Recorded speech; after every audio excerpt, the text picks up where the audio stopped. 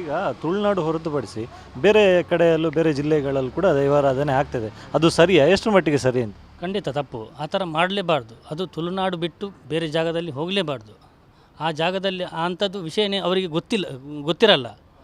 ಈ ತುಳುನಾಡು ಜಾಗದಲ್ಲಿ ಅದು ಮಾತ್ರ ಗೊತ್ತಿರುತ್ತೆ.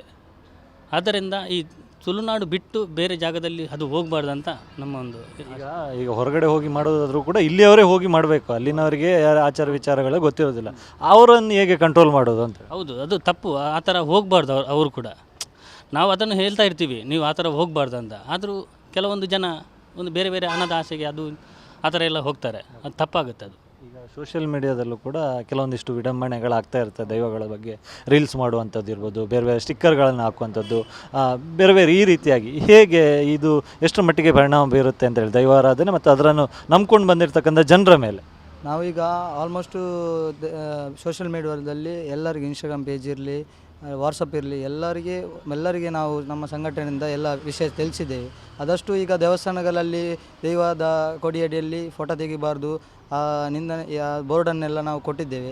ಆದಷ್ಟು ನಮಗೆ ಜನ ಎಲ್ಲ ಸಪೋರ್ಟ್ ಮಾಡ್ತಾಯಿದ್ದಾರೆ ದೈವಾರಾಧನೆ ವಿಷಯದಲ್ಲಿ. ಇನ್ನೂ ನಮಗೆ ಈ ಹೋರಾಟದಲ್ಲಿ ಎಲ್ಲರೂ ಕೈ ಜೋಡಿಸಿ ಈ ಸೋಷಿಯಲ್ ಮೀಡಿಯಾದಲ್ಲಿ ಯಾವುದೇ ವಿಡಿಯೋ ಆಗಿರಲಿ, ಈ ಸಿನಿಮಾ ನಾಟಕವನ್ನು ನಿಲ್ಲಿಸುವಂಥ ಕ್ರಮದಲ್ಲಿ ನಮ್ಮೊಟ್ಟಿಗೆ ಜೊತೆಯಾಗಿರ್ತಾರೆ ಅಂತ ಎಲ್ಲರೂ ಹೇಳಿದ್ದಾರೆ.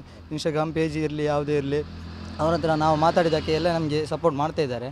ಇನ್ನು ನಮ್ಮ ಹೋರಾಟ ಇದೆ, ದೈವಾರಾಧನೆ ಬೀದಿಗೆ ಇಳಿಬಾರ್ದು, ಅಷ್ಟೇ ನಮ್ಮ ಉದ್ದೇಶ.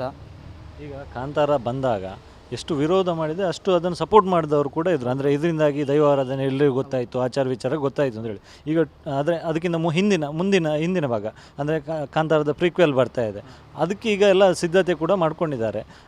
ನಿಮ್ಮ ವಿರೋಧ ಯಾವ ರೀತಿಯಾಗಿರುತ್ತೆ? ಅವರು ಮತ್ತೆ ಮಾಡಿದರೆ ಏನಿರುತ್ತೆ ಕ್ರಮ ಅಂತೇಳಿ, ಅದರಲ್ಲೂ ಮತ್ತೆ ದೈವಾರಾಧನೆ ತೋರಿಸ್ತಾರೆ, ಯಾಕಂದರೆ ಆ ರೀತಿಯಾದಂಥ ಕಥೆ ಇರುವಂಥದ್ದು. ಹೇಗೆ ಅದಕ್ಕೆ ಅಂತೇಳಿ ನಾವು ತುಳುನಾಡ ಸಂರಕ್ಷಣಾ ವೇದಿಕೆಯಿಂದ ನಮ್ಮ ಹೋರಾಟ ಏನಂದರೆ, ದೈವ ಏನಿದೆ ಅದು ಕೊಡಿಯಡಿಯಲ್ಲಿ ಮಾತ್ರ ಇರಬೇಕು, ಸಿನಿಮಾದಲ್ಲಿ ಬೇಡ. ನಮಗೆ ನಮ್ಮ ಅಜ್ಜಿಯರು ಜಾತಿನಿಂದನೇ ಕೇಸ್ ಮಾಡ್ತೇವೆ. ನಮ್ಮ ಅಜ್ಜಿಯರು ನಮಗೆ ಎಲ್ಲ ಹೇಳಿದ್ದಾರೆ ಅದರ ವಿಷಯ. ಇದರ ಪರವಾಗಿ ಇನ್ನೂ ನಾವು ಇಷ್ಟರ ಮಟ್ಟಿಗೆ ಹೋರಾಟ ಮಾಡ್ತಾಯಿದ್ದರೂ ಕೂಡ ಅವರು ಆ ಸಿನಿಮಾದಲ್ಲಿ ಈ ದೈವರ ನರ್ತಕ ಆಗಿ ದೈವದ ವೇಷಭೂಷಣ ಹಾಕಿದರೆ ಅದಕ್ಕೆ ನಾವು ಉಗ್ರ ಹೋರಾಟ ಮಾಡ್ತೇವೆ. ಈಗಾಗಲೇ ನಾವು ಕಂಪ್ಲೇಂಟ್ ಮಾಡಿದ್ದೇವೆ. ಇನ್ನು ಅದಕ್ಕೆ ಆ ಮಾತನ್ನು ಮಿತಿಮೀರಿ ಮಾಡಿದರೆ ನಮ್ಮ ಹೋರಾಟ ನಿಲ್ಲುವುದಿಲ್ಲ, ಬೀದಿಗಿಳಿದು ಹೋರಾಟ ಮಾಡ್ತೀವಿ. ಕಾಂತಾರ ಚಿತ್ರತಂಡ ಎದುರು ತಮ್ಮ ಬೇಡಿಕೆಗಳನ್ನು ಇಟ್ಟಿದ್ದೀರಾ? ಈ ರೀತಿ ಮಾಡಬಾರ್ದು, ಈ ರೀತಿ ಮಾಡಬೇಕು, ಆ ರೀತಿ ಏನಾದರೂ ಇಟ್ಟಿದ್ದೀರಾ ಅಂತ? ಸೋಷಿಯಲ್ ಮೀಡಿಯಾದಲ್ಲಿ ಈಗಾಗಲೇ ನಮ್ಮ ಬೇಡಿಕೆ ಎಲ್ಲೋ ಹರಡ್ತಾ ಇದೆ, ಎಲ್ಲರಿಗೂ ಗೊತ್ತಾಗಿದೆ. ನಮ್ಮ ಏನು ಬೇಜಾರಿದೆ ಎಲ್ಲರಿಗೂ ಗೊತ್ತಾಗ್ತಾ ಇದೆ. ಆ ಬೇಜಾರು ಅವರಿಗೆ ಸಹ ಮುಟ್ಟಿರ್ಬೋದು, ಯಾಕಂದರೆ ಎಲ್ಲಿಂದ ನಮಗೆ ಫೋನ್ ಬರ್ತದೆ. ಆ ಕಾರಣಕ್ಕಾಗಿ ಅವರಿಗೆ ಮುಟ್ಟಿರ್ಬೋದು. ನಾವು ತಿಳಿಸ್ಬೇಕಂತಿಲ್ಲ, ಯಾಕಂದರೆ ತುಳುನಾಡು ವಿಷಯ ಏನಂದರೆ ದೈವಾರಾಧನೆ ಎಲ್ಲಿರಬೇಕು ಅಲ್ಲೇ ಇರಬೇಕು. ಸಿನಿಮಾದಲ್ಲಿ ಆಡಂಬರ ಮಾಡೋದು ಅದು 100ಕ್ಕೆ 100 ತಪ್ಪು. ಆ ಕಾರಣಕ್ಕಾಗಿ ಆ ವಿಷಯ ಅವರಿಗೆ ಗೊತ್ತಿರ್ಬೋದು. ಇದನ್ನು ತಿಳಿದಾದ ಮೇಲೆ ಕೂಡ ಮಾಡೋದು ಅದು ಅವರ ತಪ್ಪು. ಮತ್ತು ಅದೇ ಮಾಡಿಕೊಂಡು ಹೋದರೆ ನಮ್ಮ ವೇದಿಕೆಯಿಂದ ನಾವು ಹೋರಾಟ ಕೂಡ ಮಾಡ್ತೇವೆ, ದೇವಸ್ಥಾನದಲ್ಲಿ ಹೋಗಿ ನಾವು ಪ್ರಾರ್ಥನೆ ಕೂಡ ಮಾಡ್ತೇವೆ. Thank you.